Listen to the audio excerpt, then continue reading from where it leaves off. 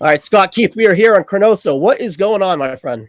Oh, we're just battening down the hatches here in Saskatchewan. We're about to get dumped on with a snowstorm. So, depending on when this comes out and you hear from me, I may or may not be 6 feet deep in snow. But hey, well, that's the risk we take, I guess, living up here. I'm a Northeast guy, so I can concur to that. Boston, we're not going to get any more snow. We're closer to spring, hopefully, but I'm going to knock on wood as I say that. That sounds terrible. Yeah, well, apparently it's goddamn Montana. It's coming up from Montana this time here, so we'll blame them. Americans can blame a lot on Americans, I'm sure, up there. Absolutely. But what we got here is the second match after WrestleMania 5 for Hogan and Savage. This is from the Maple Leaf Garden on April 23rd, 1985. So let me hit play, Scott, and then we'll kind of just get going. All right, Scott, so what are your kind of memories of Toronto Maple Leaf Garden as a fan growing up?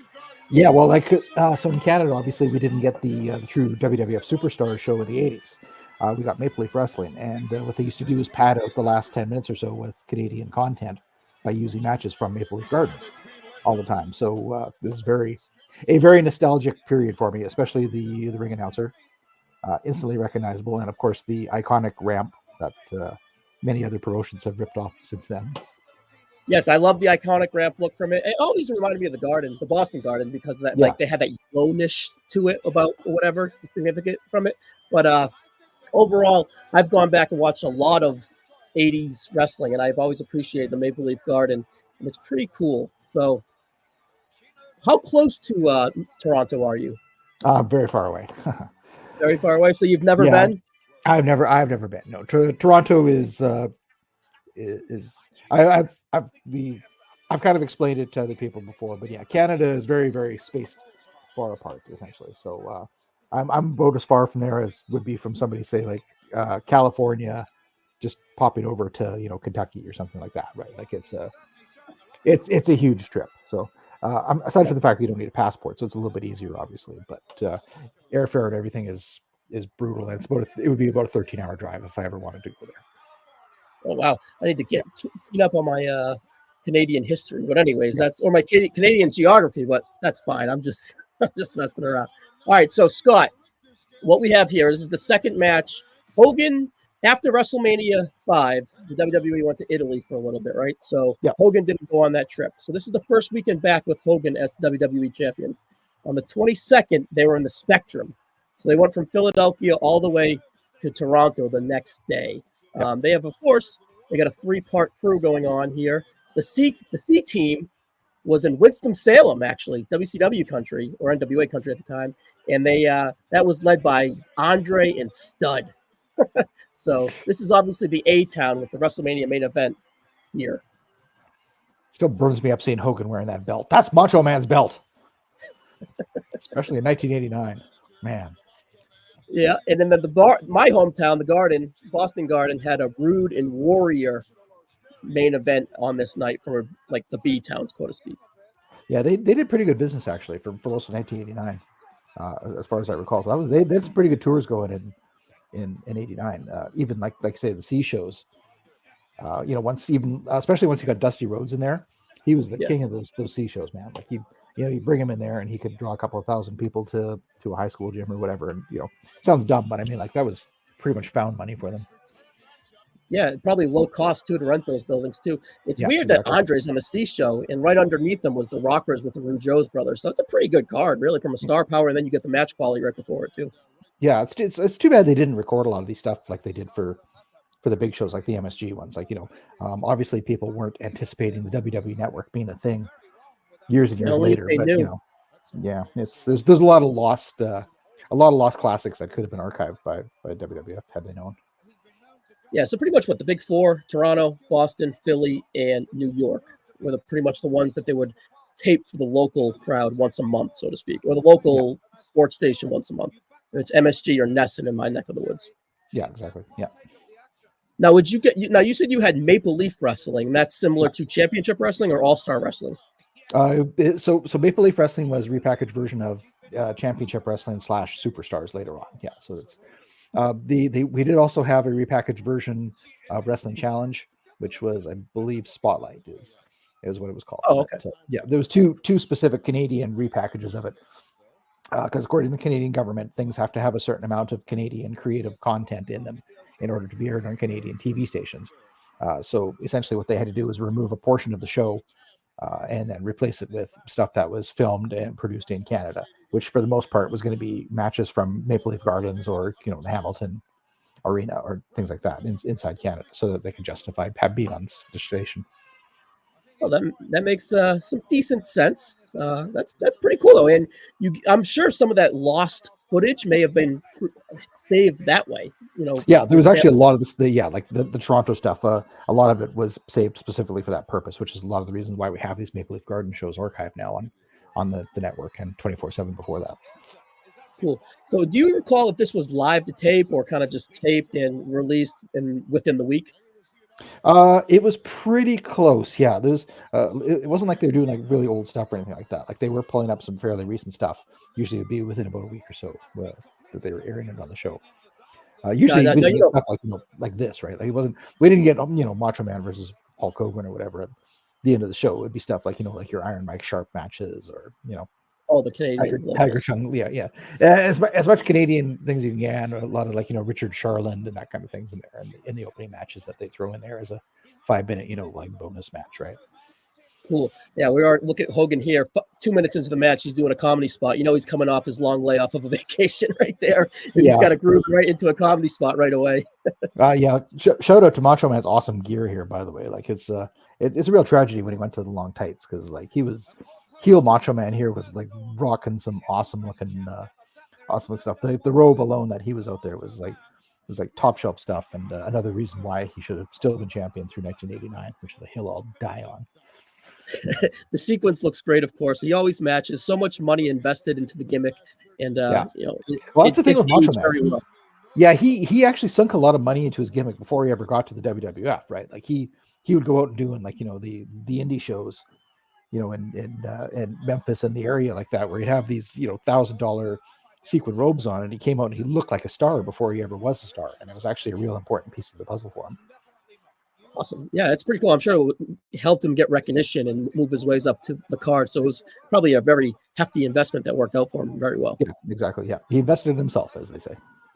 Yeah, absolutely. So, let's peek behind the curtain here. I'm about 4 years old here. So my memory of this stuff live is not too keen. But overall, of course, I've gone back and watched it. And I remember Hulk Hogan and Macho Man fluently as a youth. Yeah. I'm curious. Yeah, the WrestleMania 5 match was, I don't know. I don't think it really holds up that well. But I mean, obviously for the time, it did the job that was needed. Yeah, I'm sure in 1989 goggles, it's a very good match, and within time, it's fine. It's good enough. The moment carries the weight with that for us. Yeah, exactly. Yeah. Yep. Now, were you ever so you're a Macho Man guy. Now, how about Hulk? What was your feelings on Hulk in the time of 1989, and what's your feelings on Hulk in 2024? I was never a Hulk guy. Obviously, I was 100% on Team Macho Man at the time. I was very resentful because it was. I was a big fan of Paul Orndorff as well in '86. When I felt like Orndorff was fully justified in turning on Hulk Hogan, which is a great thing. And then of course he would get beaten over and over again. So I got very bitter towards Hogan, and because really it's after a certain point, right? If everybody's turning on you, then probably you're the problem and not them. See, what I've come to learn is Hogan elicits so much of a reaction. It's very skewed. It's either I absolutely love and adore him, or I absolutely see right through him and I absolutely hate him. So I that says something that he can elicit such a strong reaction from the people, which is probably why he's so, such a keen spot historically. Yeah, I mean, over time, of course, you watch his matches and you can see exactly, all the things that he does really well and why he was such a big star, right? Like, even going out there and doing essentially nothing in a match like this, he comes off as the biggest star in the promotion. So I've come to have that appreciation, but he could have done so much more, honestly.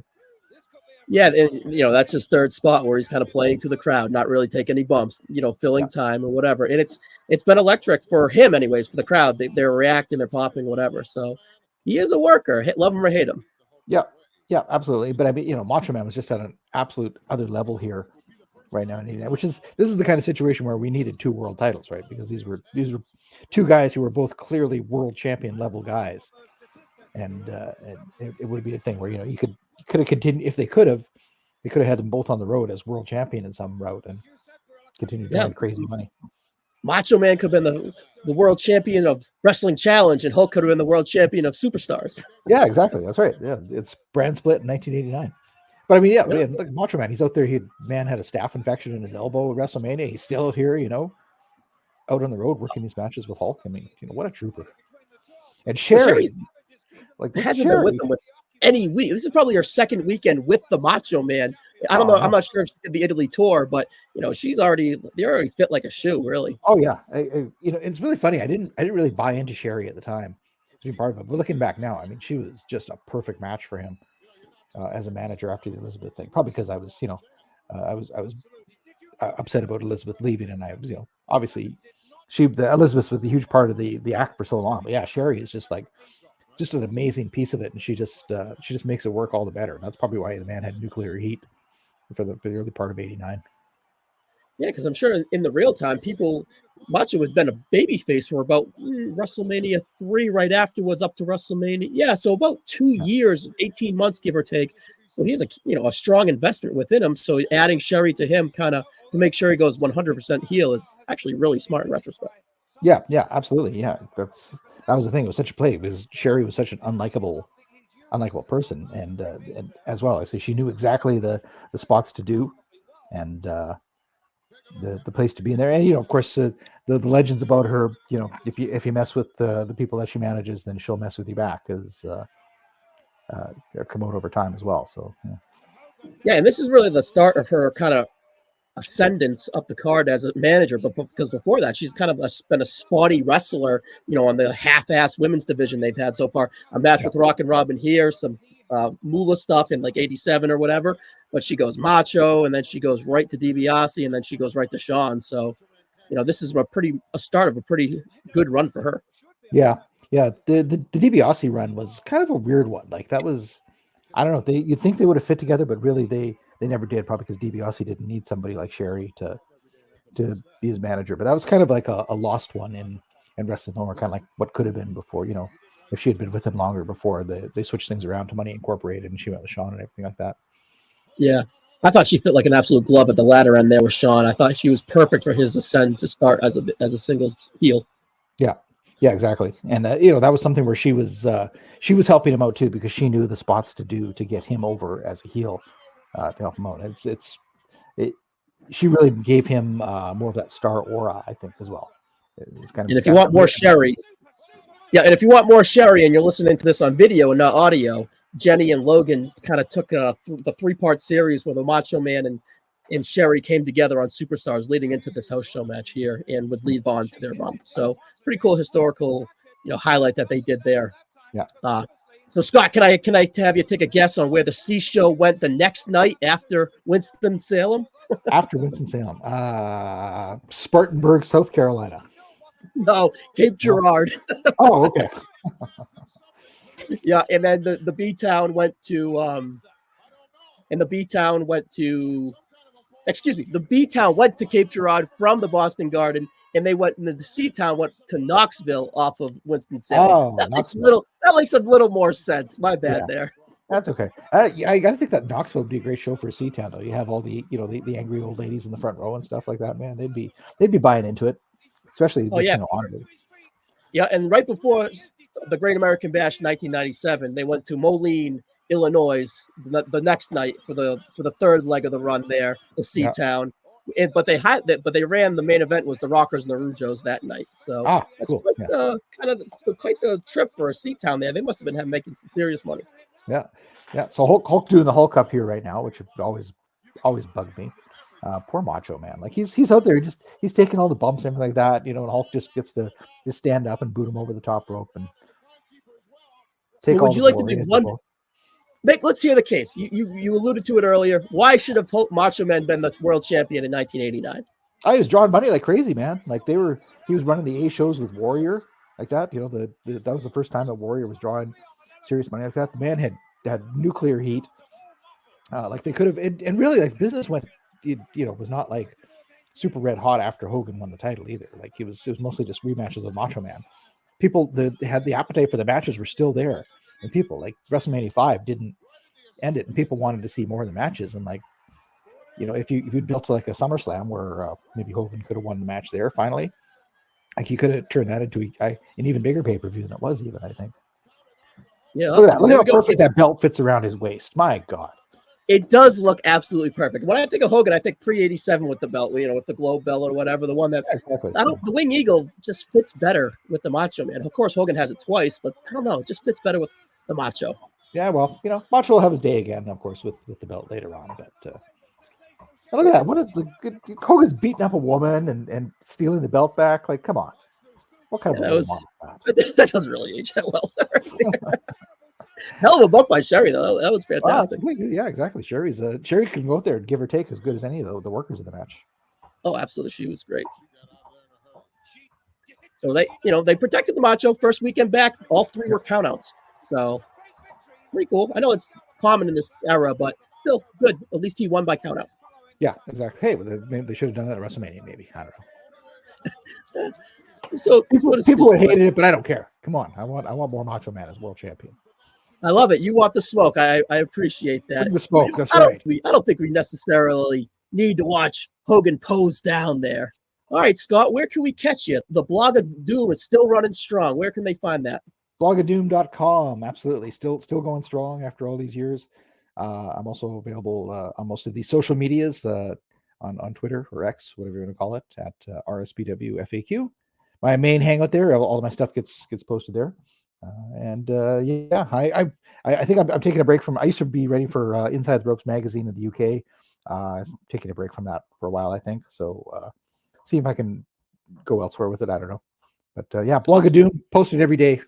Classic reviews, discussion about Lex Luger and rebooking the Invasion and all that fun stuff. Yeah, I've been digging the 1984 Championship Wrestling rewinds that you've been doing. That's kind of my eyes been kind of drawn to lately. So check those out as everything. And of course, everything is searchable there. You've kind of put your surface across the whole landscape of wrestling. If you want to search anything in Scott Keith, I'm sure you can easily find it on the Blog of Doom. Yep, sure can.